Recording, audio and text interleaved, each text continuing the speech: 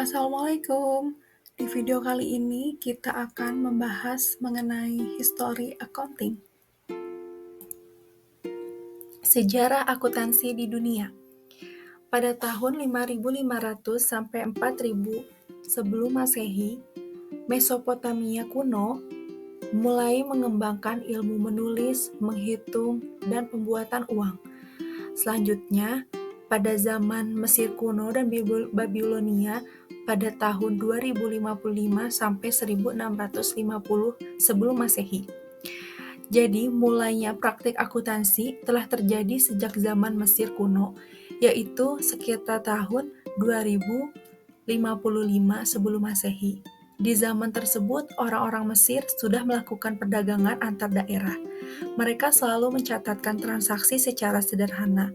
Dari sinilah sejarah akuntansi dunia dimulai. Pencatatan keuangan ala orang Mesir dilakukan di atas lembaran daun. Mereka kemudian menyimpan lembaran daun tersebut sebagai buktinya. Pencatatan tidak hanya antara penjual dan pembeli saja, namun juga pencatatan tentang penjualan dipegang oleh penjualan. Pada zaman tersebut, transaksinya menjadi versi yang paling konvensional. Mereka sama sekali tidak mengenal sistem keuangan, melainkan barter. Orang Mesir kuno akan mencatat apa saja barang yang mereka bawa kembali setelah berdagang, baik di Mesir maupun setelah berlayar. Pengetahuan sejarah akuntansi di era ini awalnya disebabkan karena ditemukannya gudang-gudang kuno di Mesir. Gudang ini menyimpan harta berharga orang Mesir seperti emas, hewan ternak, tekstil, dan gandum. Semua barang-barang tersebut tercatat dalam lembaran daun. Nah, kita lanjut ke zaman Babilonia. 1000 tahun setelah zaman Mesir kuno, diketahui bahwa akuntansi juga dikenal oleh masyarakat yang hidup di zaman Babilonia. Zaman ini adalah era yang ada di sungai Tigris dan Efrat. Di zaman ini, pencatatan akuntansi menjadi lebih maju karena bukan lagi dilakukan di atas daun, tetapi di atas lempengan tanah liat. Orang Babilonia menyebutnya sebagai tablet. Tablet ini banyak ditemukan dengan macam-macam informasi yang berkaitan dengan akuntansi. Informasi yang ada di atas lempengan tanah liat tersebut diantaranya adalah barang yang ditukarkan, orang yang menjual, orang yang membeli, dan waktu saat transaksi dilakukan. Mereka juga sudah mencatat arus keluar sehingga lebih modern dari zaman Mesir kuno. Selain itu, orang Babilonia juga mengenal prinsip peminjaman. Jadi tidak hanya transaksi pembeli dan penjualan saja yang dicatat, tetapi informasi seperti debitur, kreditor, waktu pembayaran, dan juga jumlah serta jenis barang yang dipinjamkan. Lalu berlanjut ke masa kekaisaran Romawi. Ketika zaman Romawi kuno, pada tahun 27 sampai 476 Masehi, di zaman ini pencatatan akuntansi lebih modern ketimbang masa di Yunani kuno. Peradaban Romawi sudah mengenal alat tukar yang berupa koin. Mereka tidak lagi melakukan barter. Pencatatan yang dilakukan dalam sejarah akuntansi Romawi disebut dengan Zenon Papri. Orang-orang di zaman Romawi juga sudah mengenal sistem pajak dan ada akuntan tersendiri yang akan menilai besaran pajak yang harus dibayarkan oleh setiap orang. Pada praktiknya, mereka akan membayarkan pajak secara berbeda tergantung dari hukum pajak yang diatur oleh pemerintah. Selain itu, pemerintah dalam zaman Romawi kuno juga sudah melakukan banyak program yang berkaitan dengan ekonomi dan keuangan. Pencatatan dalam bentuk buku akuntansi ini bertujuan sebagai bentuk tanggung jawab dan juga alat deteksi efisiensi ekonomi di masa itu. Pada zaman ini pula, orang-orang mulai mengenal standar akuntansi yang lebih baik. Dalam buku Zenon Papri, tempat mereka menyatakan akuntansi, sudah ada beberapa istilah akuntansi berupa kode atau singkatan. Pencatatan kas ala orang Romawi dilakukan setiap bulan dengan rapi. Lalu lanjut ke tahun 321 sampai 185 sebelum Masehi. Di India, Chanakya menulis buku yang mirip dengan manajemen keuangan dalam bukunya Arthasastra. Beberapa aspek di dalam buku ini terperinci tentang pemeliharaan pembukuan rekening untuk negara yang berdaulat. Lalu masuk lagi ke era akuntansi pada tahun 1494 di Italia. Nah, akuntansi di zaman ini mengacu pada akuntansi yang dilakukan dan ditemukan oleh Luca Pacioli. Buku yang dibuat oleh Pacioli berjudul Summa de Arithmetica. Di dalam buku ini, Pacioli menyampaikan teori akuntansi. Publikasi mengenai akuntansi yang ditulis olehnya adalah pada tahun 1494. Pacioli memperkenalkan sebuah sistem akuntansi yang rapi, di mana arus kas yang berbentuk dalam pembukuan dilakukan berpasangan. Berhubung dia adalah orang Italia, maka buku teori akuntansi ini berkembang dengan sangat pesat di Italia.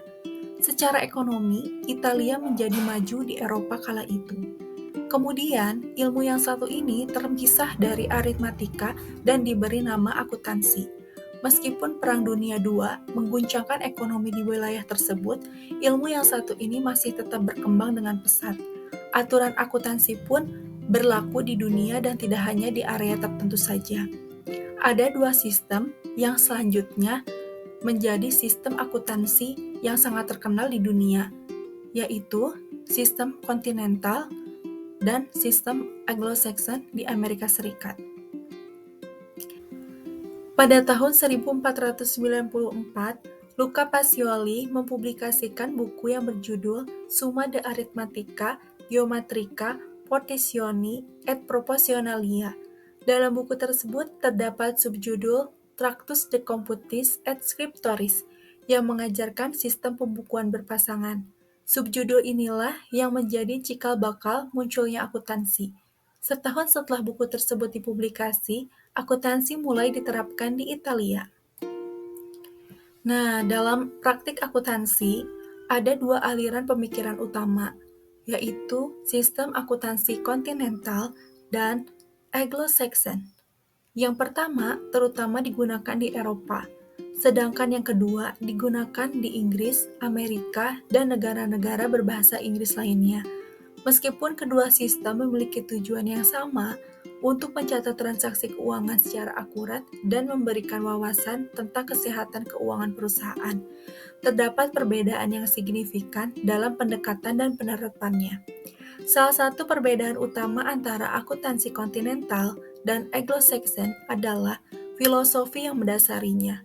Akuntansi kontinental didasarkan pada prinsip kehati-hatian, yang berarti bahwa laporan keuangan perusahaan harus mencerminkan pendekatan akuntansi yang hati-hati dan konservatif. Hal ini seringkali menghasilkan pencatatan aktivitas keuangan perusahaan yang lebih rinci dan komprehensif. Sedangkan pendekatan yang lebih konservatif dalam mengakui pendapatan dan beban.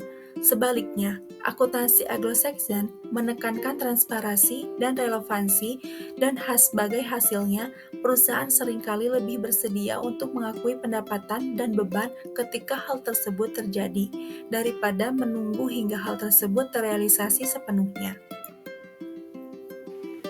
Sejarah akuntansi di Indonesia. Awal mula akuntansi di Indonesia dimulai dari jalur perdagangan yang dibawa Belanda melalui VOC. Sistem ini mulai dikenal pada sekitar tahun 1642. Saat itu diyakini sebagai awal mula sistem kontinental digunakan. Hingga saat ini belum ditemukan bukti konkret bahwa Indonesia sudah memulai masa akuntansi atau mengenal masa akuntansi dari zaman kerajaan.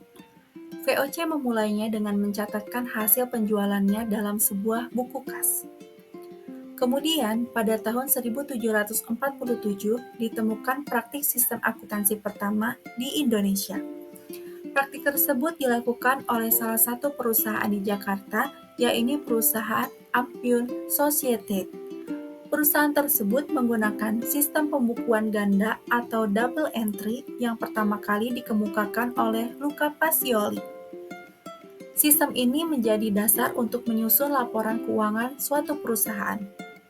Selain detail, sistem yang digunakan oleh bangsa Belanda ini juga dapat memeriksa kesalahan, sehingga laporan keuangan yang dihasilkan dengan menggunakan sistem ini menjadi lebih akurat. Perkembangan akuntansi di Indonesia selanjutnya ditandai dengan berkembangnya sistem auditing. Pada tahun 1907, Indonesia sudah mulai mengenal sarana pengontrolan keuangan yang bisa kita kenal dengan sistem auditing atau disebut juga dengan sistem pemeriksaan. Van Schaiken, seorang anggota NIFA, menjadi pelopor sistem auditing di Indonesia. Pada tahun 1915, jawatan akuntan negara mulai didirikan. Kedatangan Van Schaiken saat itu menjadikan awal mula berdirinya jawatan tersebut. Tahun 1918, Frese dan Hogewey mendirikan kantor akuntan publik. Meskipun didirikan di Indonesia, pada masa itu kantor tersebut hanya digunakan oleh perusahaan Belanda yang ada di Indonesia. Kantor tersebut didirikan sebagai lembaga yang mengontrol sistem keuangan perusahaan Belanda pada saat itu. Sedangkan Indonesia yang sudah mengenal sistem auditing sejak 1907 belum dapat menerapkan sistem tersebut, sehingga Indonesia hanya menggunakan sistem pembukuan. Perkembangan akuntansi di Indonesia semakin pesat. Nah, pada tahun 1957 berdiri suatu organisasi yang mewadahi para akuntan di Indonesia. Organisasi tersebut diberi nama dengan Ikatan Akuntan Indonesia atau IAI. Lalu, pada tahun 1960, Sekolah Tinggi Akuntansi Negara atau STAN mulai mengganti program akuntansi mereka dari sistem Belanda ke sistem Amerika Serikat yang dikenal dengan sistem Anglo-Saxon. Pada tahun 1975, semua institusi, baik swasta maupun pemerintah, telah mengadopsi sistem Anglo-Saxon. Berkembangnya sistem akuntansi Anglo-Saxon di Indonesia disebabkan adanya penanaman modal asing di Indonesia yang membawa dampak positif terhadap perkembangan akuntansi. Karena sebagian besar penanaman modal asing menggunakan sistem akuntansi Amerika Serikat atau Anglo-Saxon. Perkembangan standar akuntansi di Indonesia telah mengalami banyak perubahan dari masa ke masa. Mulai dari tahun 1984, prinsip akuntansi Indonesia ditetapkan menjadi standar akuntansi Indonesia. Pada tahun yang sama, PAI mengikuti standar IASC atau International Accounting Standard Committee. Lalu pada tahun 1994, prinsip akuntansi Indonesia telah komit mengikuti IASC. Lalu pada tahun 2008, dibentuknya Standar Akuntansi Keuangan yang mengacu pada IFRS. Barulah pada tahun 2012, IFRS mulai diresmikan dan ditetapkan di Indonesia. IFRS adalah standar pelaporan akuntansi yang diakui secara internasional. IFRS adalah International Financial Accounting Standard yang diterbitkan oleh IASB atau International Accounting Standard Board yang merupakan organisasi akuntansi internasional. IFRS berguna untuk menciptakan bahasa akuntansi yang umum agar terdapat keseragaman penyajian pelaporan bisnis dan keuangan pada seluruh perusahaan. Sampai di sini dulu ya pembahasan tentang sejarah dan perkembangan akuntansi. Sampai jumpa di video selanjutnya. Terima kasih yang sudah menonton.